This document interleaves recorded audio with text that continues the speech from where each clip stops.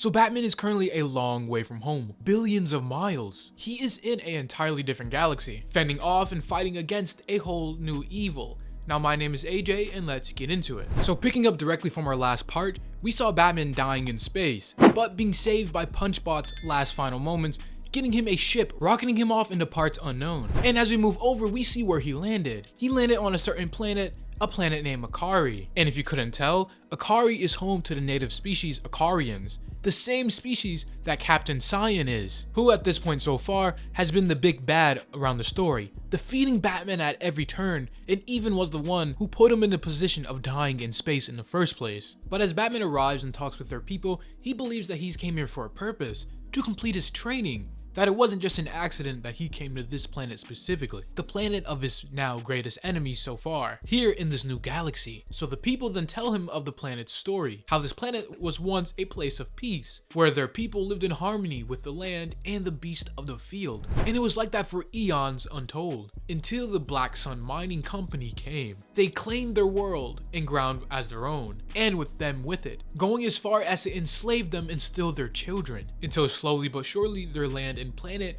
was stripped bare, as the Black Sun Mining Company just left to a new planet to repeat the process. But you see, their biggest problem right now is that they are nothing but sitting ducks and a meal for the starving beasts that inhabit this planet too, the barbed wolves, who devour them as they please. So the people go on to ask Batman, "Tell us, stranger, are you the answers to our prayers? Our many pleadings for the mercy of mass extinction?" And Batman, being nothing but honest, he simply says, no, I am not. But perhaps I can do something about these wolves. As Batman is never going to turn his back to people in need, even if he specifically isn't what they are looking for. And as Batman makes his way into the cave, he goes in and does the most Batman thing ever. Singles out the biggest and baddest one, the Alpha, pointing at him saying, "You, just you." The comic even going on to say, Batman has come to a place where bloodshed is business, where predators feast on the weak, where good people die in dark alleyways. But he is the Batman of Gotham, and he has traveled a long way from Earth that he can fully even comprehend, and yet he is home. As we see Batman tell the Alpha Barbed Wolf that their feast ends here, going to attack this now alien beast. But moving over and picking up during an undisclosed amount of time later, we see Ione. And side note, there's a couple comments on the last video of people telling me I was pronouncing her name wrong. I was saying Ion when it's supposed to be Ione. So yeah, thanks for the correction. Anyways, we see Ione talking to the Akarians. You see, she has tracked the ship Batman hitched a ride on, and is now here looking for him if he even survived the journey here. And as she is questioning the people there, one of the elders does nothing but point behind her, as she turns around and sees Batman, bloodied and hurt beyond measure. But it seems he even was able to tame and or subdue the Alpha Barbed Wolf, as we see in this panel, which by the way just looks sick. But it seems Batman was able to escape the wolf's den with his life, even going up to tell the elders that the barbed wolves who have preyed upon their people have agreed to hunt other game, meaning Batman has maybe even saved this race from extinction. And with the job being done here for Batman, he then leaves to go back with Ione, with him even saying that he's going to have to build a new suit from scratch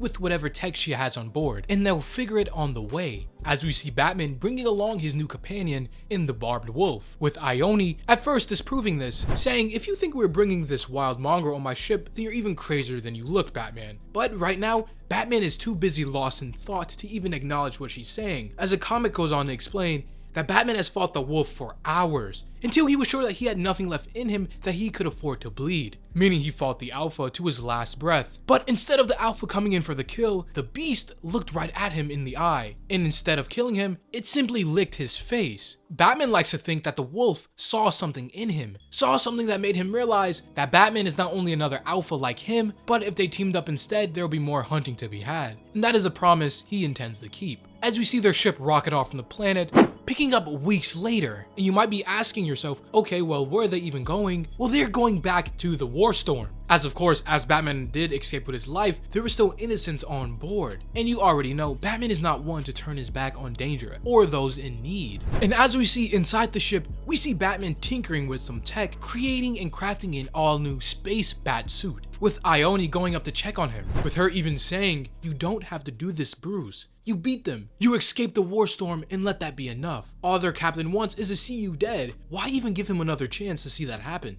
Especially when there's someone right in front of you offering you a chance to live." As she gets in close, and they even share a kiss. And as you know with Batman, once he sets his sight or his mind to do something, he is going to get it done, even if that means pushing people who care about him away, for better or for worse. As we see him break the kiss and immediately say 5 more minutes and he'll be ready to depart to finally rematch Captain Scion and hopefully win this time. And if not, die trying. But of course, this is all to Ione's disappointment, with her even saying, boy, she really must be something, that old flame of yours that you just can't seem to quit. And what is she talking about? Well, she is talking about Gotham. As Batman, no matter the connections or whatever he makes in space, at the end of the day, he is doing this all to get back to his beloved city that he swore to protect the day his parents died. As Batman then goes back to tinkering with his suit, putting the final touches on it before his giant battle, with him even going on to say and think, for weeks now I've been working with technology I barely understand, and this, whatever this is with Ione, I understand even less. All I know for certain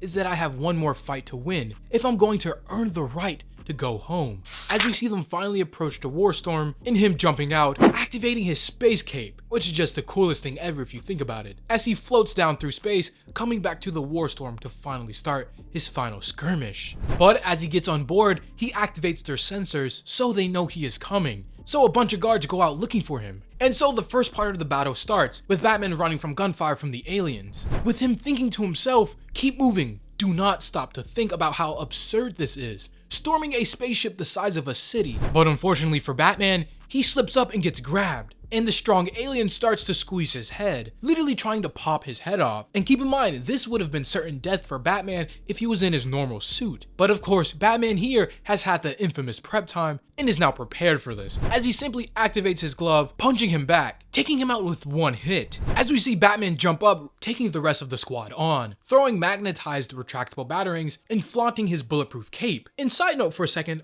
all this cool tech really just makes you wonder, like Batman back on Earth with his normal gear is usually more earthbound with his tech, but in a world where the Justice League exists and you have multiple members that can give you access to otherworldly and alien tech, such as Superman, Green Lantern, or heck, even Cyborg with apocalyptic tech, mother boxes in the whole yard, I wonder why Batman doesn't incorporate more alien technology into a suit, if it's clearly way above whatever Earth has to offer. But of course, using this now alien tech, we see Batman literally dominating this fight. No one is even able to hold a candle up to him as he takes them all out. We even see Ione and his new wolf companion arrive onto the warship themselves, as Batman has already taken out all of the guards. And so while they have this little second of peace and quiet, Batman then turns to talk to Ione, telling her, in case this doesn't work out, in case I fail, I want you to know something. But Ione, not wanting to hear anything, she says, oh really? Now we're sharing our feelings real quick? Cool, let me go first. As she literally turns to try and deck Batman in the face. But of course, his armor withstanding,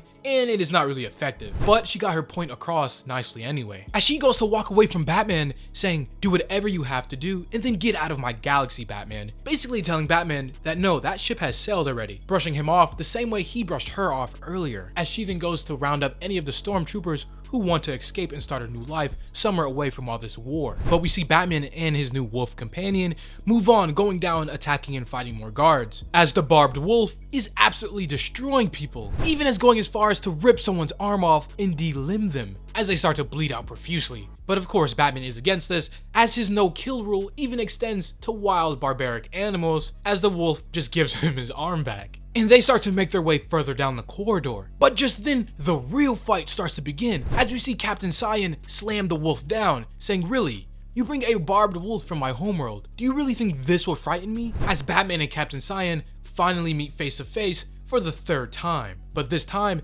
Batman has been preparing and training for this to be their final encounter. But just then, we cut over to a flashback back before any of this happened back on Earth. And if you were wondering, this is his entire motivation for him being in this completely new galaxy in the first place. As you see, back in Gotham, one of the captain's species, an Ikarian, made their way to the Milky Way galaxy and to Earth of all places, where some type of criminal hired him to be his bodyguard and fight Batman. And this goes about as well as you would think, with this Ikarian completely dominating and destroying Batman. He even went on to say you wouldn't survive in the Slag galaxy. But as he has him hanging off a roof, he goes in for the kill shot. But before he is able to do anything, Batman kicks him, breaking his grip on his cape, making him fall down from the roof into a dumpster. And the only thing in his mind is the Slag galaxy. And what does all this even mean?